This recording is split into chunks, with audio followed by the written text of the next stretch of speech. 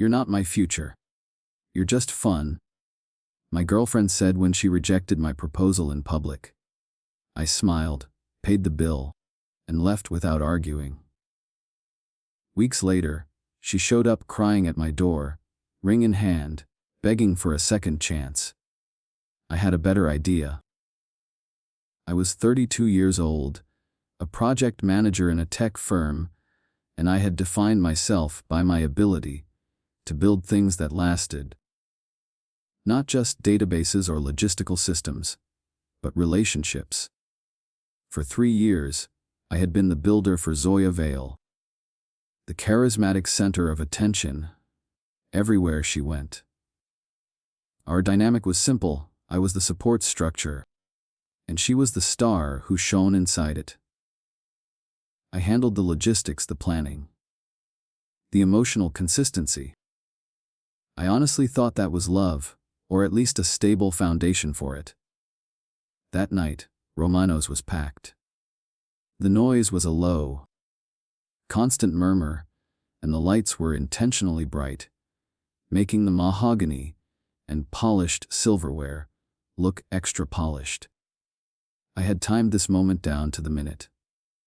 Earlier that week, I'd slipped Jules, the manager, a generous tip.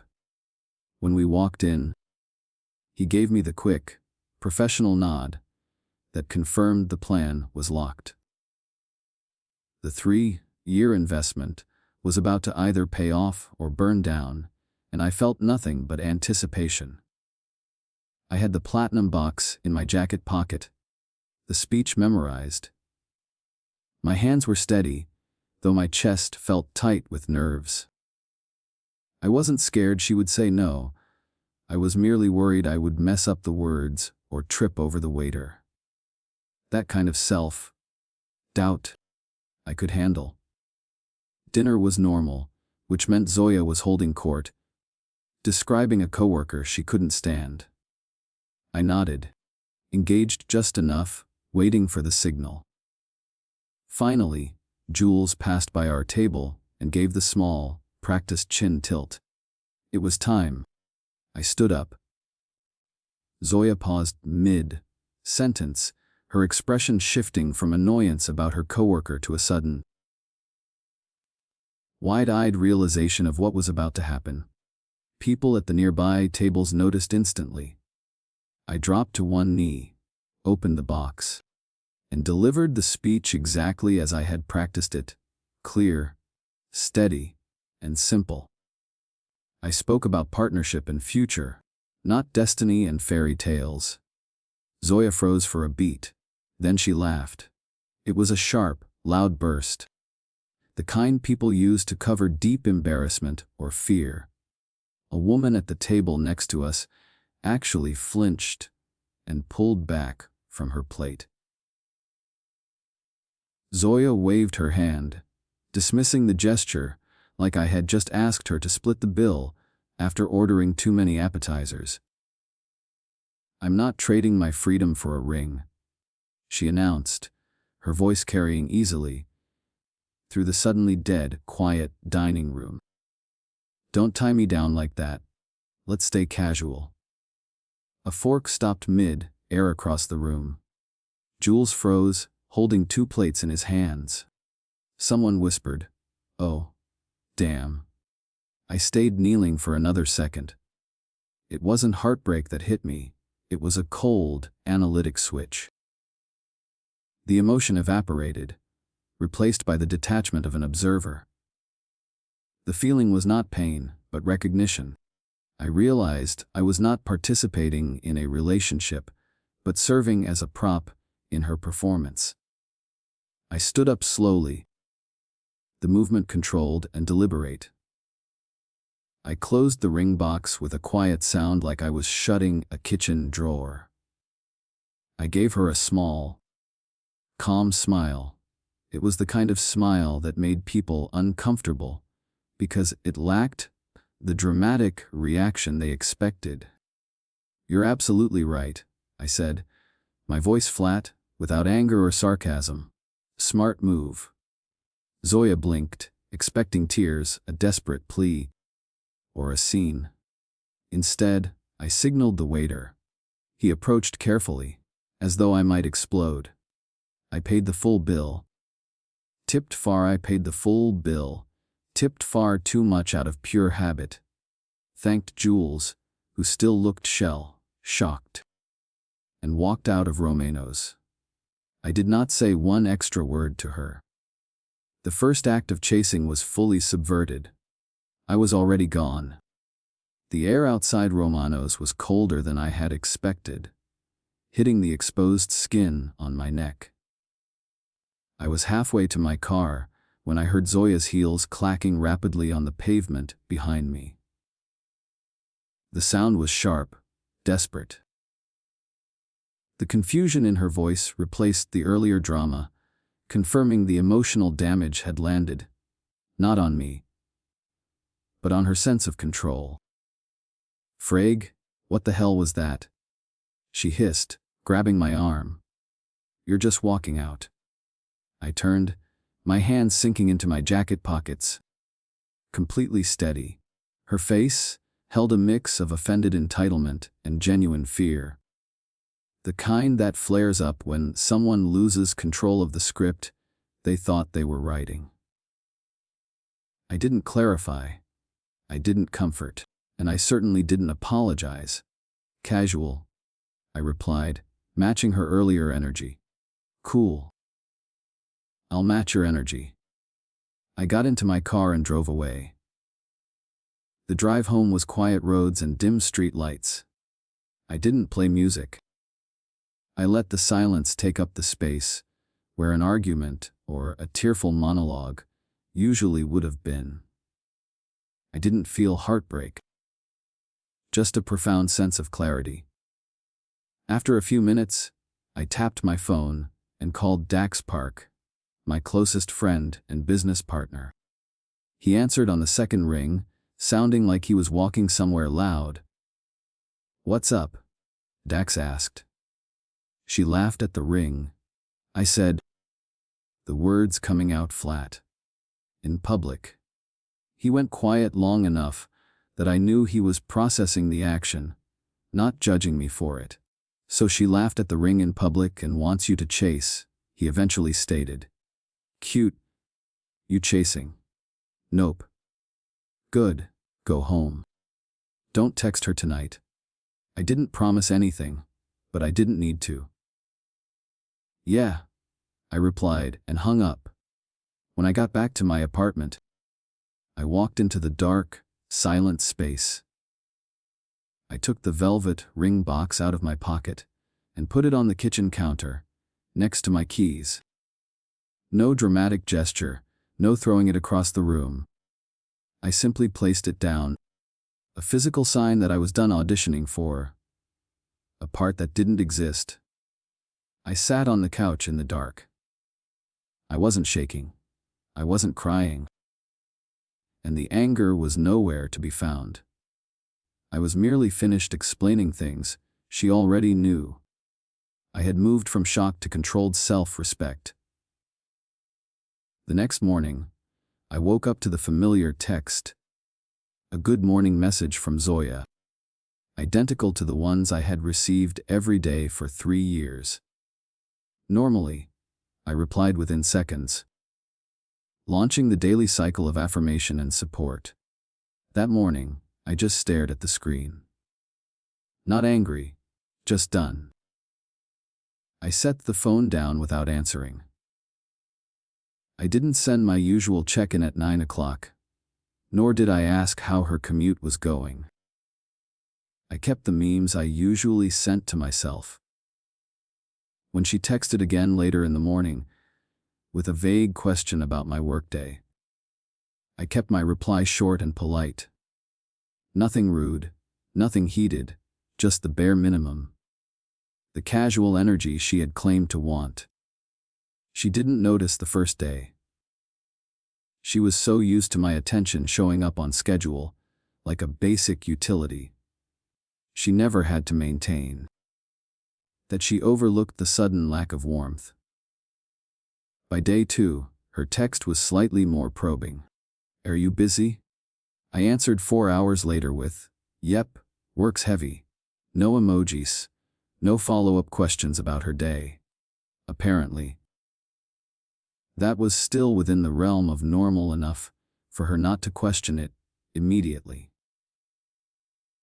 She spent the next few texts detailing her lunch, her coworker, her upcoming nail appointment, all things I was supposed to provide emotional scaffolding for. I didn't add anything. Just sent simple acknowledgments she couldn't twist into an argument. By midweek, she finally started to feel the absence. "Why are you acting weird?" She texted right after lunch. I read the message once, put my phone down, finished a meeting, grabbed a glass of water, and then answered. The psychological tension was building, precisely as I intended. I was not chasing. I was not explaining, and I was not managing her perception of reality.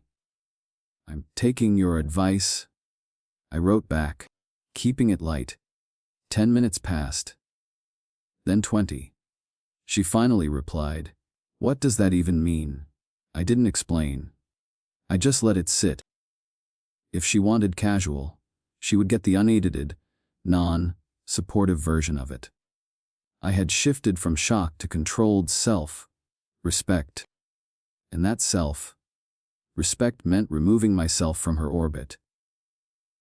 That week, I went back to my old routines, like someone flipping a switch. I hit gym sessions I'd skipped for months.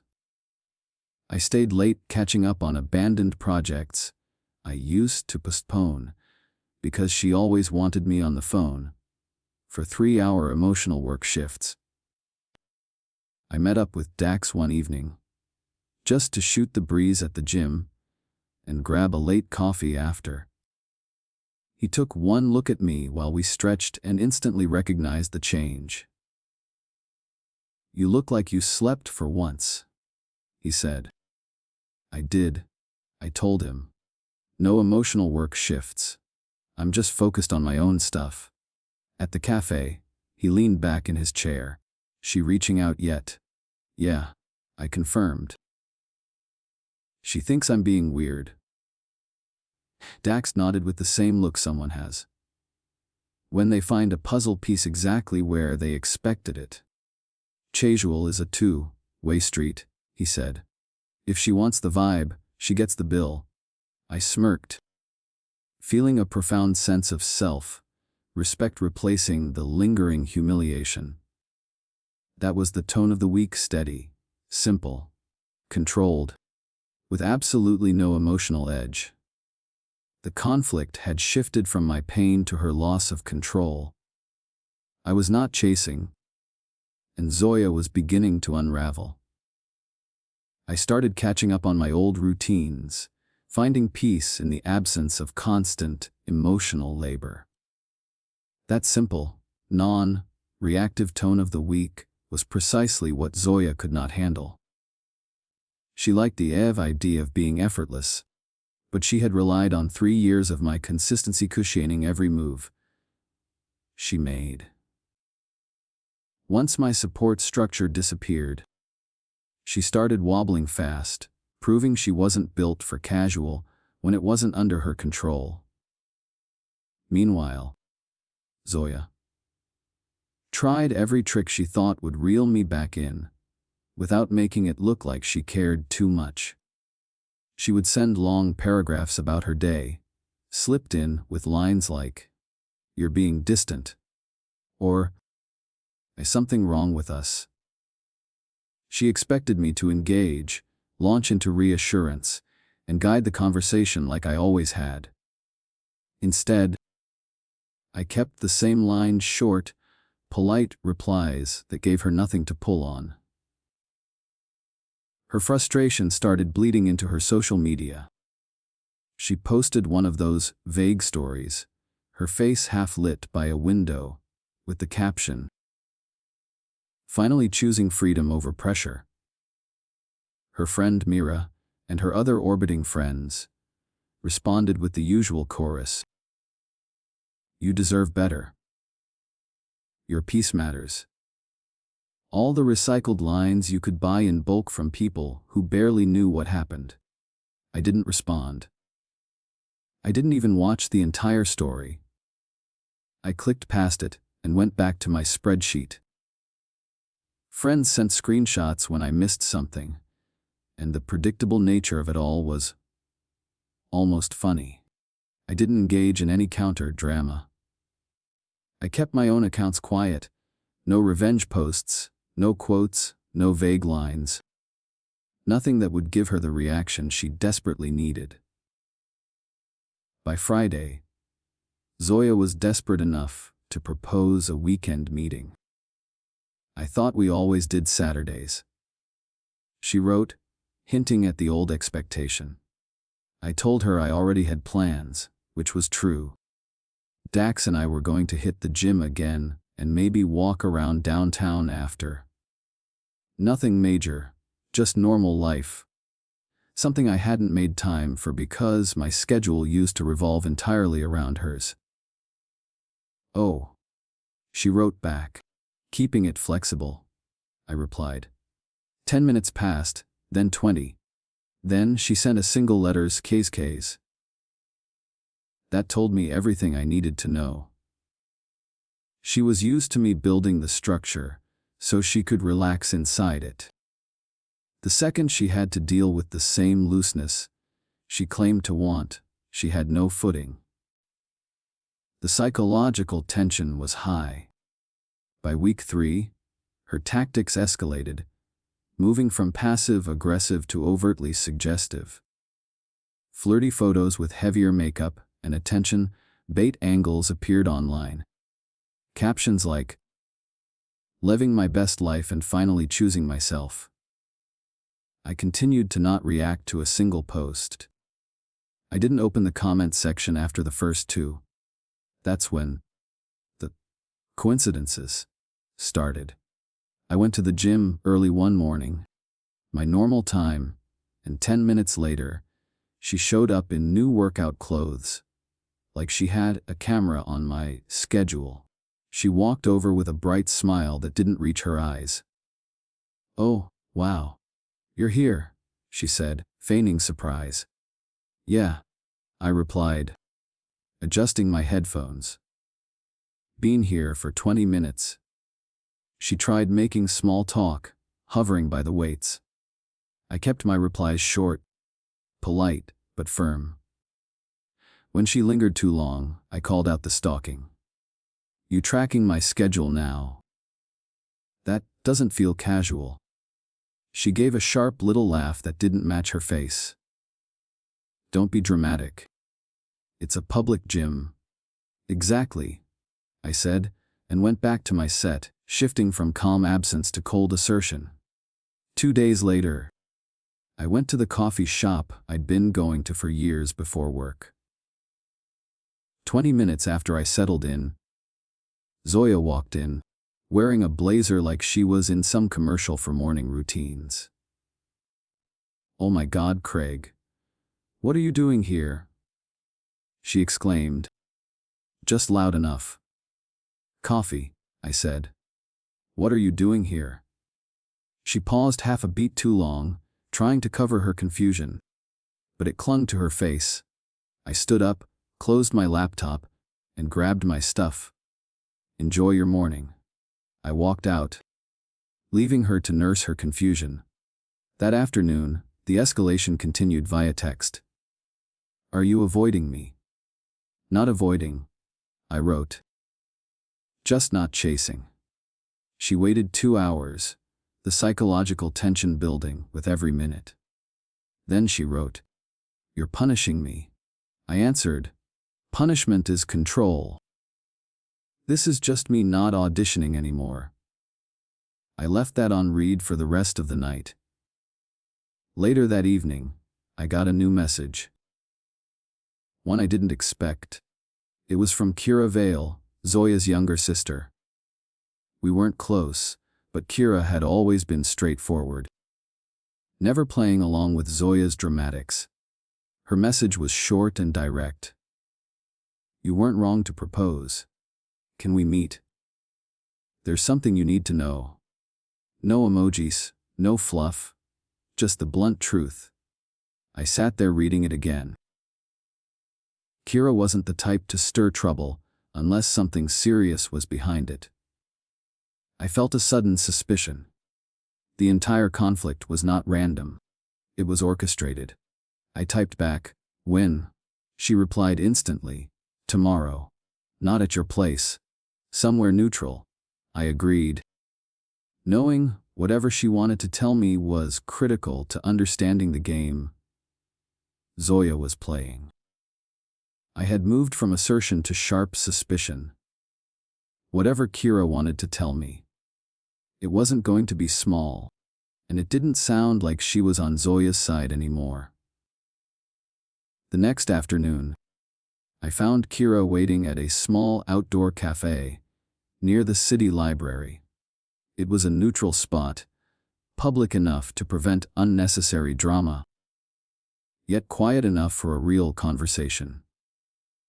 She was already there when I arrived, seated at a corner table, her hoodie up, hands wrapped around a paper cup she hadn't touched. "Hey," I said, sitting down. She nodded once. "Thanks for coming, Craig." Kira wasn't the type to waste time, and she didn't.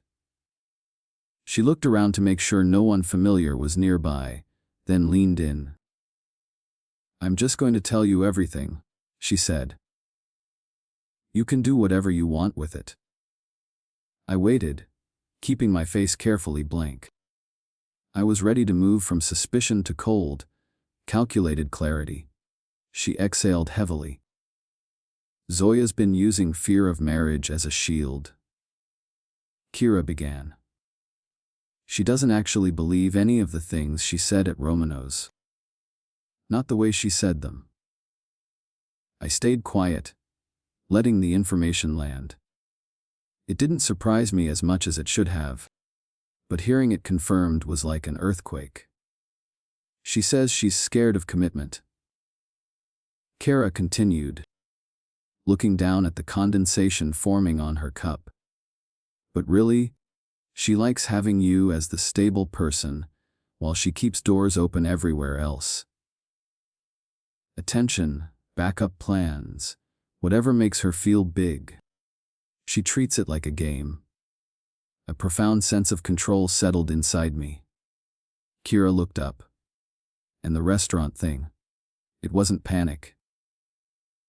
She told me later she wanted to reset the power. That's what she called it. She said rejecting you in public would remind you that she's the one deciding the pace. I let out a slow, measured breath. She planned the humiliation. Kira nodded, confirming the worst. Mira helped. Mira told her, if he really loves you, he'll prove it. Make him fight. Make him push harder. They were talking about it for a week. Mira kept saying you were getting too comfortable, too confident. They wanted to shake you. So the entire public humiliation was a move, a calculated act. Not fear, not confusion, but strategy. She didn't think you'd stay calm, Kira added. She thought you'd break, cry, beg, or promise some big change. Something she could hold over you. And there's more, Kira said, leaning in further. I waited. She's been browsing apartments, asking me what neighborhoods I think are good solo starter options, looking at leases. Kira paused. Before the proposal. I blinked once. Before the proposal. Yes? Kira confirmed. So, she'd already been planning an exit strategy, while you were planning a future. She wanted to see how much she could push before you snapped back into chasing. That's how she and Mira worded it. They thought humiliating you in a busy restaurant would make you double down on proving something. I leaned back in my chair. All the pieces dropped into place. The sudden coincidences, the social media drama, the the escalating frustration. Everything was a strategic attempt to lure me back into the role of the devoted supplicant. And when you didn't react the way they expected, Kira said quietly, she panicked. All this casual stuff she's posting. She's trying to make you jealous without admitting she messed up. Makes sense, I acknowledged. Kira looked concerned. I'm telling you this because I'm tired of watching her treat people like props, and because I don't think she's done yet. Meaning, Mira's pushing her to stage another scene, Kira said. Something public again. Something to force you to engage. Mira thinks if she can make you feel embarrassed enough, you'll come back swinging emotionally. I raised an eyebrow. Embarrass me? How? Not sure, Kira admitted, but I heard them talking. Mira said, if you don't step up, they'll create a moment you can't ignore. Something that makes you look like the bad guy if you walk away. I took a slow breath, letting the full weight of the manipulation settle. They were doubling down. I was now armed with calculated clarity, no longer reacting to a chaotic breakup, but preparing for a strategic confrontation. I took out my phone and sent one quick text to Dax. It wasn't fear. It was a move. He replied instantly, knew it. Your call now? I pocketed the phone and stood. Kira looked up. What are you going to do? Nothing dramatic, I said. Just not being a prop anymore. I paid for both coffees. As I walked away from the cafe, the air felt honest. It wasn't panic at Romano's, it was strategy. And now that I had the full picture, I knew exactly how much of myself I would give her. None. This knowledge had hardened my resolve, preparing me for the commanding assertion to come. I didn't make announcements or have some dramatic confrontation with Zoya. After talking to Kira, the clarity I gained meant I just pulled back further. I maintained total distance, understanding that this wasn't punishment. It was the simple, logical absence she had demanded. Short answers when she texted. No explanation when she called, and I didn't pick up. I offered no emotional scaffolding for her moods, and she felt the lack instantly. 2 weeks after the talk with Kira, she ramped up her efforts. Louder outfits, heavier filters, and captions like, moving my way. New energy only. Mira and the usual circle hyped every post. It was obvious what Zoya was aiming for. If she couldn't get my attention directly, she would try to get it sideways by performing for an external audience she hoped I would notice. The escalation led to the confrontation Kira had warned about. Dax invited me to a friend night at a casual spot, a local bar we all used to hang out at. Nothing fancy, just a place to relax. I walked in expecting a normal evening.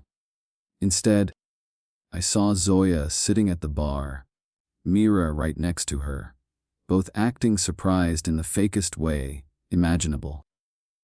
Zoya flipped her hair and waved like it was a runway. "Oh, Craig's here," she called out loud enough for half the room to hear. "Didn't know you were coming." Mira's eyes swept over me with the smug, calculating look she always wore. I nodded once. Dax invited me. Mira let out a sharp laugh. Convenient timing. I didn't respond. I walked past them and joined Dax at a table. He gave me a subtle look that said he already sensed what kind of staged night this was about to be. Zoya followed a minute later, Mira glued to her side. Zoya hovered near our group, loud enough to be overheard, and leaned on the back of my chair. Haven't seen you all week. I didn't turn around. Busy. She crossed her arms. You're being weird again. Keeping it casual, I said. That's what you wanted. That line landed harder than she expected. Her face tightened. Mira stepped in like she'd been waiting for her cue, eager to turn the scene outward. This is childish, Mira said, addressing the room. Not me. You're acting insecure. I finally looked up at her, meeting her challenge directly. Nobody hired you as her lawyer. Sit down. A couple of people nearby snorted at how fast Mira's smile dropped. Mira shot back, her voice ringing with performative outrage. You're insecure. That's why you're doing all this. I stayed calm, not rising to the bait. Insecure men beg. I'm just done. The room went quiet enough that Zoya paused, looking between Mira and me, like she wasn't sure who was supposed to be leading her in this scene. I stood up, grabbed my jacket, and told Dax I'd text him later. He gave a subtle nod, fully understanding. As soon as I walked outside, Zoya caught up, grabbing my arm. Frag, stop walking away from me, she hissed. You can't just ignore me and act like I'm the problem. I'm not ignoring you, I said, turning to face her. I'm just not entertaining any more games. She stepped in front of me to block the sidewalk. Her panic was showing. You're supposed to fight for me. I stared at her for a beat. Fight for someone who laughed at me. That's not love. That's self-harm. The words hit her so hard she actually stepped back. You're twisting everything, she said, shaking her head. You're making me look crazy. You're doing that yourself, I replied. She clenched her jaw, glancing over her shoulder toward the windows, where our friends were inside watching. She lowered her voice, but it came out shaky. I only rejected you because you were getting too comfortable. I wanted to see how much you cared. You wanted a reaction you could control, I countered. You didn't get it. She pressed her palms together, looking desperate. Then show me something now. Fight. Do something. Anything. I looked at her, seeing all of Kira's warnings written across her face: panic, entitlement, and the desperate need for an audience. You want something public? I asked, challenging her directly. Her eyes snapped up, eager. Yes. Fine. I stepped back, forcing her to confront the sincerity of her own demands. If you want seriousness, you step up. You propose. Make it loud. Make it clear. No more hiding behind excuses. She froze completely. What? She whispered, shocked. You heard me, I said, my voice commanding. If you want commitment, you step up. You propose. I can't do that, she stammered. Then stop expecting me to do all the work. Behind her, I heard the bar door open. Mira stepped outside, checking where her puppet had gone. Zoya's panic rushed across her face faster than she could hide it. She whipped back to me. You're being ridiculous. No, I said. I'm being done. She raised her voice then, letting the frustration crack out. You'll regret this. Everyone will know what you did to me. Tomorrow, I said, my voice steady. If you really want this, propose in front of everyone. I walked away before she could say another word.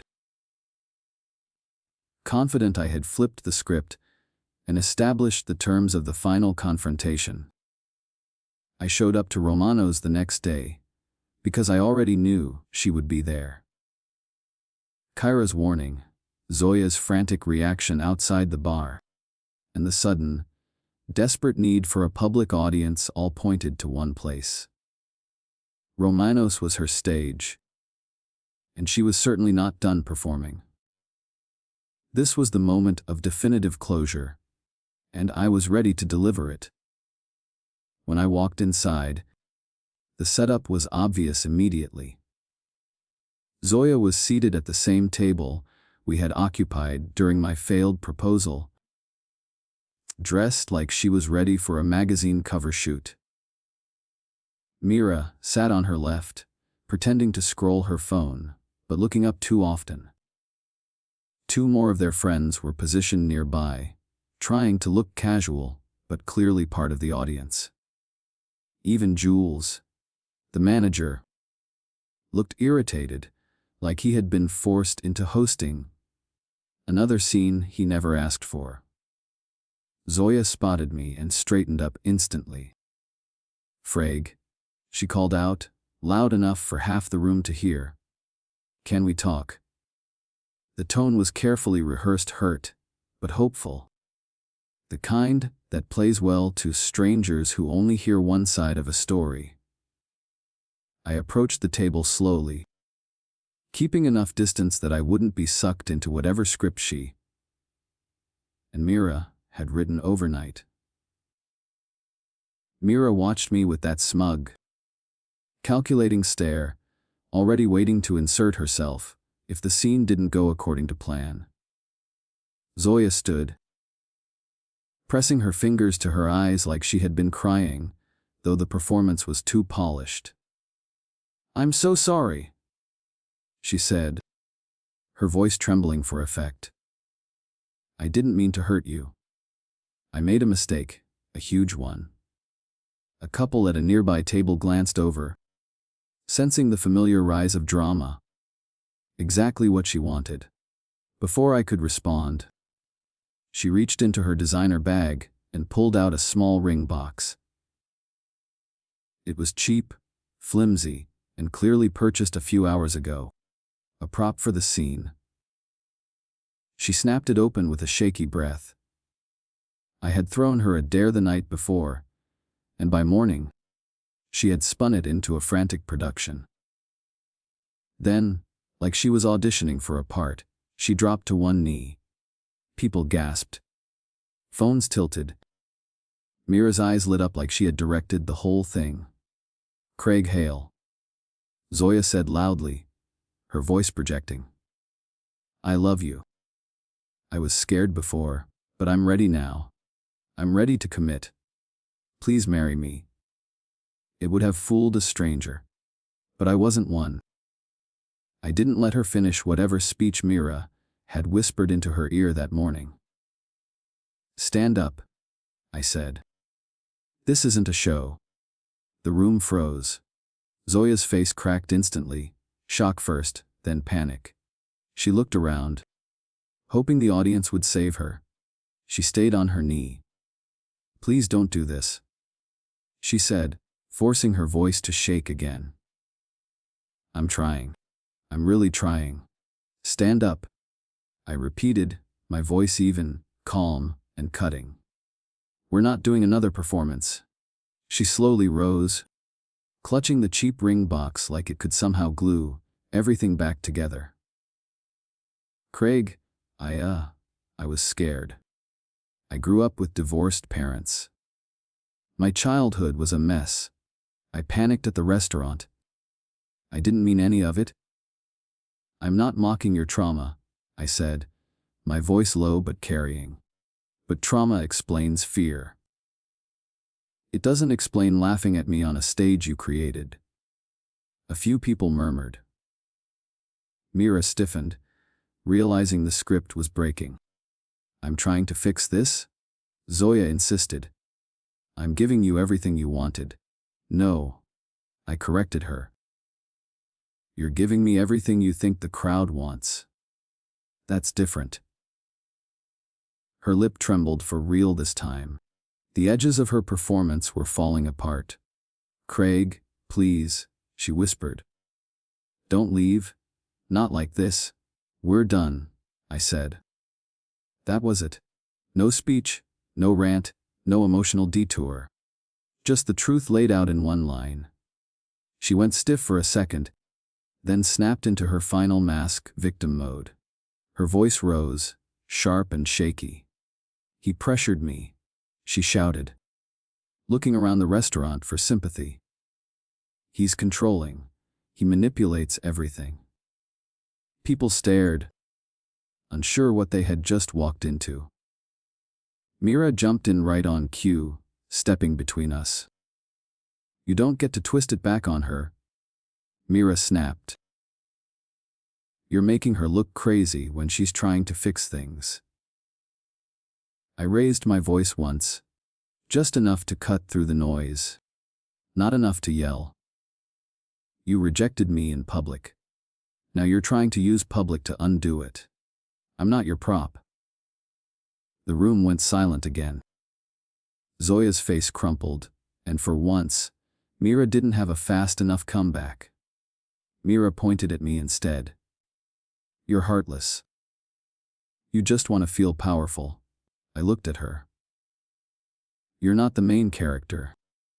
You're just the editor of a bad script." Zoya let out a raw sound, part anger, part panic. "You're making a mistake. Everyone will know what you did to me. I'll tell them everything." I didn't blink. "Tell them the truth," I said. "If you can find any." And with that, I turned and walked out of Romano's. Behind me, her voice echoed through the restaurant doors. Accusations, insults, and desperate lines. But she wasn't yelling for me. She was yelling because the stage collapsed, the script burned, and I had delivered the definitive closure by refusing to be her prop. Behind me, her voice echoed through the restaurant doors. Accusations, insults, desperate lines she thought would hit harder if said loudly. None of it stuck. I walked away from the clamor of Romano's, knowing the climax was over. But the narrative battle had just begun. By noon the next day, Zoya had predictably rewritten the entire Romano's meltdown into a tragic epic, where she was the wounded heroine. She posted a long story online, a wall of text over a sad-looking selfie, clearly aiming for maximum sympathy. According to her version, I had humiliated her, forced her to propose in public, and abandoned her in front of witnesses. She even added a line about being emotionally exhausted by his unpredictability, which was deeply ironic, considering she had spent the last month turning our relationship into a dramatic stage play. Dramatic stage play. Within minutes, Mira swarmed the comments, like she had been waiting in a bunker for this moment. She dropped paragraphs of rehearsed nonsense. "He pressured her. He's twisting the narrative. She deserves someone who appreciates her independence." It was obvious they had built this new script together overnight. I wasn't surprised. I expected it. What I didn't expect was the rush of people tagging me, asking if I wanted to say anything. I stayed silent for an hour, allowing her story to saturate the timeline. Then, I finally posted one single reply. Short, plain, and pinned to the top so no one could pretend they missed it. She left the relationship before I left the restaurant. No arguing. No second post. No thread, just that one sentence. And then I logged off. I had moved from confrontation to clean vindication, letting the simple truth stand on its own. The comments under her post froze for a moment. People didn't know how to respond to something so calm. There was no emotion, no blame, no theatrics. Just a simple timeline they couldn't easily spin. It didn't take long for the cracks to start appearing in her narrative. People began asking real questions. What happened at the restaurant? Why did you laugh? Why was Mira filming? Zoya didn't answer any of it. Mira tried, but her replies sounded defensive and obviously rehearsed. Then Kira stepped in. One sentence. That's all she dropped under Zoya's story. No emojis, no padding, no escape route. There was a group chat. She planned the rejection. Mira coached it. Silence. Literal, digital silence. Comments froze, likes stopped. People reread. Someone asked Kira to clarify. She didn't. She walked away digitally just like she walked away in real life. When Zoya spiraled, she had delivered the truth bomb. Zoya tried to delete the comment, but it had already been screenshotted a dozen times, shared, reposted, and passed around. Just like that, the tide flipped. People who usually hyped her up suddenly went quiet. A few unfollowed her publicly. Someone even commented, "This is messy. I didn't know it was like that." Mira tried to jump back in, but everything she wrote looked flimsy next to Kira's blunt truth. Zoya lashed out in every direction.